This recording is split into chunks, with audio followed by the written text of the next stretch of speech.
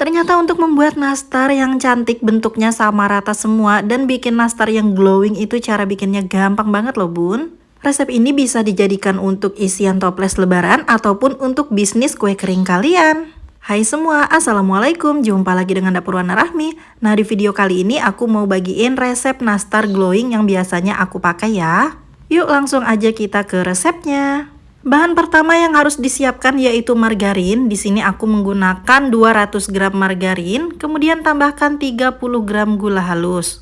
Kemudian kedua bahan ini akan aku kocok menggunakan hand mixer. Ini tidak perlu terlalu lama ya, asal sampai tercampur rata saja dan cukup menggunakan kecepatan mixer yang paling rendah. Setelah kedua bahan ini benar-benar tercampur rata, kemudian matikan hand mixernya, lalu tambahkan 1 butir kuning telur ayam mentah. Gunakan yang suhu ruang ya. Kemudian kita akan campur lagi sampai kuning telurnya ini benar-benar tercampur rata dengan margarin dan juga gula halusnya. Langkah selanjutnya kita akan tambahkan bahan kering. Di sini aku menggunakan tepung terigu protein rendah sebanyak 270 gram, tambahkan 15 gram tepung maizena dan 20 gram susu bubuk. Untuk pencampur bahan kering ini tidak perlu lagi menggunakan hand mixer, cukup kita aduk-aduk aja menggunakan spatula. Jika adonannya sudah mulai tercampur rata dan menggumpal seperti ini, kita akan lanjutkan untuk menguleni menggunakan tangan.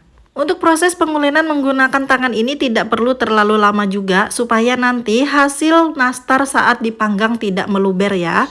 Kurang lebih untuk konsistensinya seperti ini. Kemudian adonan ini akan kita bentuk. Nah ini dia caraku untuk membentuk kulit nastar supaya hasilnya sama rata semua. Aku menggunakan sendok takar ukuran 5 mili. Adonan ini aku ukur secara press seperti ini. Ketika ditimbang ukurannya kurang lebih 5 gram.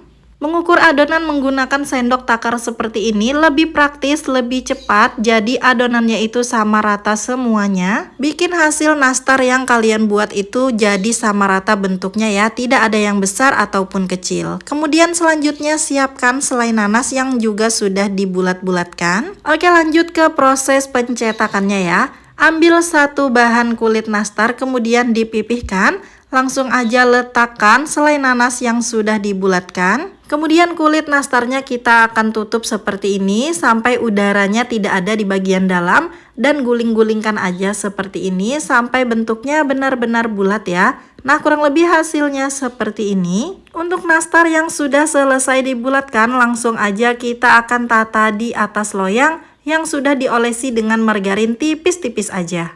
Kemudian kita akan siapkan oven yang sudah dipanaskan sebelumnya di suhu 150 derajat. Letakkan rak di bagian tengah, kemudian gunakan api atas bawah, panggang selama 10 menit. Setelah nastarnya matang, kita akan keluarkan dari dalam oven, kemudian kita akan melanjutkan memanggang untuk loyang lainnya. Nastar ini masih panas, jadi harus kita angin-anginkan terlebih dahulu. Kemudian kita siapkan untuk bahan olesannya. Di sini aku menggunakan 1 butir kuning telur, tambahkan 1 sendok makan minyak goreng dan beberapa tetes pewarna makanan kuning. Diaduk-aduk aja sampai semua bahan olesannya tercampur rata. Hasilnya kurang lebih seperti ini. Kemudian langsung aja kita akan oleskan bahan olesan di bagian permukaan nastarnya. Untuk hasil yang lebih maksimal bisa dilakukan pengolesan diulang sebanyak 2 kali. Nah ini dia hasilnya, belum dipanggang aja udah kelihatan glowing ya. Kemudian kita siapkan oven lagi dan letakkan loyang di bagian rak tengah. Kita set suhu di 200 derajat, panggang selama kurang lebih 10 menit atau sesuaikan oven masing-masing ya.